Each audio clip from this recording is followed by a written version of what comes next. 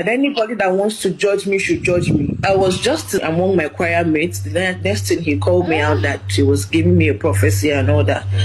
Because my mind was open, so I didn't see it as anything wrong. I was claiming, after all, my pastor is prophesying about my mom. With open heart, I was receiving it. He removed the microphone and whispered to my ear. What is it that is going on in my mind? What am I thinking about him? Before I could say anything, he said, meet Pastor Sylvester. Let him bring you to my office. That day, after the service, I went to meet the said Pastor Sylvester, which is the resident pastor. He went there that very day. He gave me an envelope, a little token. He said I should go. We didn't have any conversation, of which I'm still wondering what the money was for. There was a man I was supposed to marry then in church. The relationship did not work. His name then was Bashiri Igbano, but he changed the name because he's now a pastor. He's now called David Igbano. The guy called me. By then our relationship had broken up. The guy called me that, where am I? I said, I'm at home. He said, Daddy called him to ask me where I am. He said I should find my way to church right now. And it was late in the night. It was around 8, 9. So when I got there, I met the resident pastor, Pastor Sylvester. And he said I should get into the car, that we are going to his house. I was still wondering. So he came in wearing this guinea material, sold it like a senator, lemon color, and said I should come in. I followed him. On getting inside, I knelt down, obviously in front of my pastor now, and he was like, what do I do? He said, who do I live with? I said I stay with my elder brother. He was like, okay. That he said that I'm in a relationship with somebody, and the person is an occultic man, that he wants me to leave that person. This person in question, I was working with this person as at then, Mr. Wale. Mr. Wale was my boss then. He wasn't just my boss. He was seeing me through school. He registered me through school. So he came and was like, I should leave that man. I should stop working with him. That the man is occultic. They asked me how many people I've dated in church. I said, you know about me and Pastor David, then Barrister Bashiri Igbano, now Pastor David. You know about our relationship that didn't work. I went into his room and brought 50,000 and 2 red apples and gave to me. I was like, what is this for? He said he likes me, that he wants us to start dating. And I asked, but you're married? But my calculation, I was 22 then. So I asked him, where is your wife? He said I should forget about it. I said, I don't understand. How do you mean forget about it? Where is Mama? The whole house was empty. He said they've traveled for Christmas, that he will be joining them after 31st night. This is just the only one at home that very day. So I asked him, what of Mama? I said they're no longer together. That I should not forget to leave that work where I work. I said, okay, fine, no problem. I've heard. I got back home, I told my other brother, but he's late now. I had friends then. I had 3 friends then. Blessing, Amarachi. Amarachi is here in Lagos, and she can come out to stand and confirm this thing. So when I got there, they were my 3 friends. I called them, I said, see what is going on. I don't know why, I don't know what this man is looking for. He's asking for a relationship from me. Then one day he invited me again. I can't remember that particular date, and that was the first day we made out. That day his PA was around, Pastor Tony was around. He took me upstairs, and that was the first day he made love to me in his house. That was how relationship started. Now, unknown to me that this was just him trying to satisfy himself. Now, he will go back home and go talk to his siblings. There's nothing he wants to do with me. In fact, I was all blinded and loving and thinking I was in a relationship.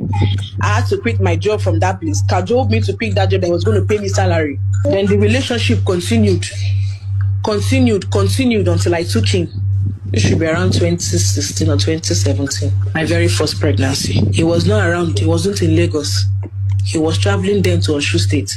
I did the pregnancy test and I called him. I said, I'm pregnant. He was like, oh, okay, no problem. No problem. You have it, no problem.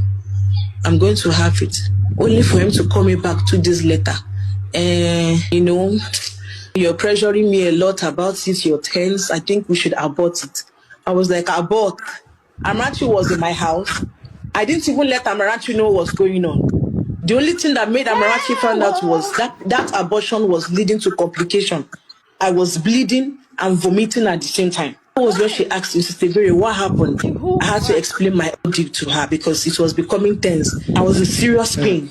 And I told Amarachi, I said, this is what happened. Amarachi said, Ebere, you mean Papa said you should abort pregnancy? I said, yes. That was the day Amarachi stopped coming to that church. That she cannot be coming to that kind of place. We continued again, and then the second pregnancy entered. I took in for the second one. I think that is 2019. And then I've moved to Magboro. 2019, before COVID. She insisted I should do abortion again. I was like, this thing you're asking me to do is risky.